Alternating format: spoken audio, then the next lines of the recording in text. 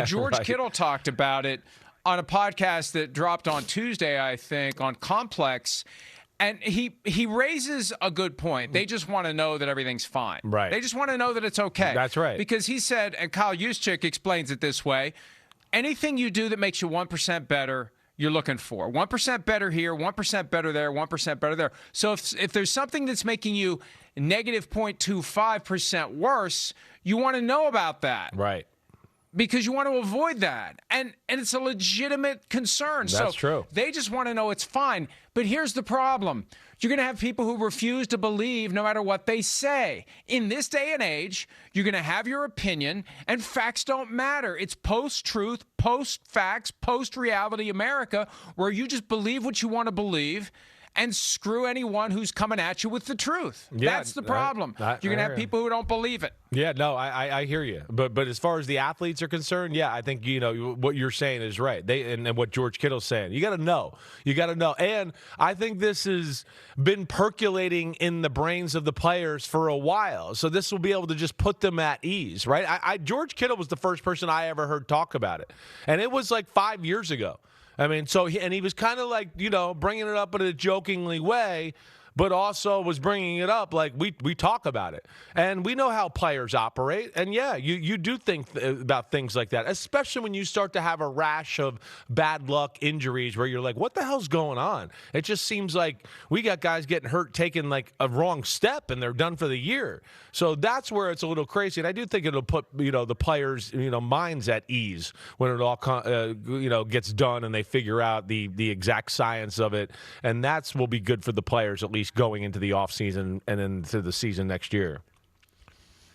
If they accept the outcome of the research. Right. It's one thing to say we would like them to research this and let us know what's going on. When they come back and say, well, after careful study and, the data would suggest yada, yada, yada, gobbledygook, whatever, you're going to have guys say, yeah, but, because for as reasonable as the framing of George Kittle's question was, he then pivots. And I love George Kittle, but then it pivots into the world of conspiracy theory. Listen to what he said. Okay. He said, now, one thing that messes me up, my rookie season, there used to be trees in between the electrical substation and our practice facility, and there's a fence there too.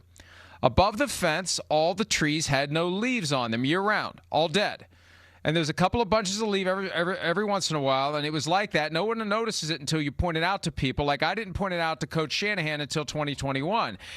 It was pointed out to me my rookie season. I was like, that's kind of weird, yeah, but it is what it is. But then this year, the NFL came in and cut them all down.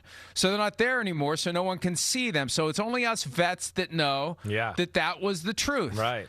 I don't think anyone's talking about that yet, but that one messed me up. I was like, oh, my goodness, there's no leaves on these trees. Right. Why? So that's the kind of thing, Chris, that no matter what they find by way of research, they're going to think, hey, remember when the trees were up and there weren't any leaves on the trees, and then the NFL came in and cut them down? How does he even know the NFL came in and cut them down? Like, how do we know? Like, the NFL mandated, well, we cannot allow the perception to be created that these trees are dead and therefore your players are going to be injured, so we must cut the trees down. I would think. You see what I'm saying? You see what I'm saying? I hear you. It's just right. They're going to have a hard time putting this behind them. No, they are. Well, it's been in front. Like I said, George Kittle said it in 2021. I'm telling you, it was 2020 or 2019 when he told me, somewhere in that range there, where I was like, huh, really? And like he said, he was kind of joking, but he was real about it. I mean, being somewhat real about it, like joking about it, being like, oh, but also wondering. I would imagine those trees were cut down by the NFL, if they were cut down by the NFL, because they were preparing for the Super Bowl and kind of getting the stadium and the grounds ready for the Super Bowl, right? That would be the reason they would do that. But so the dead trees have to go. Well, we got to get rid of the dead trees. Well, maybe next they to were the like substation. I know They look ugly. Right. Maybe they just looked ugly, or they were in the path of a walking area, whatever it may be. But yeah, players are going to notice stuff like that. And listen, I mean, I don't know the science behind it either, but I certainly wouldn't want to be hanging out outside of an electrical substation or taking a nap by it or anything. I don't know. Common sense would just lead me to believe that there's better places to be than around all that energy and whatever else right next to it. So I would certainly be a little paranoid about it. That's for sure. The only way they're ever going to make this go away is if they move to a new practice facility. Look, and I'm of a mindset that there's nothing to it, okay?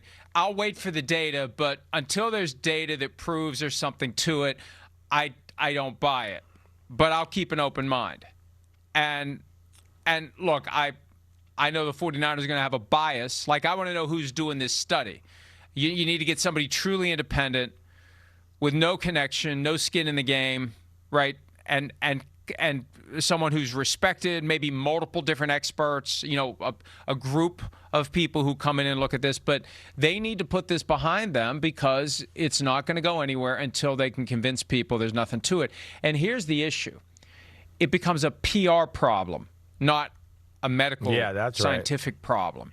And I don't think they've fully approached it like the PR problem that it is, internally and externally, and all tied together.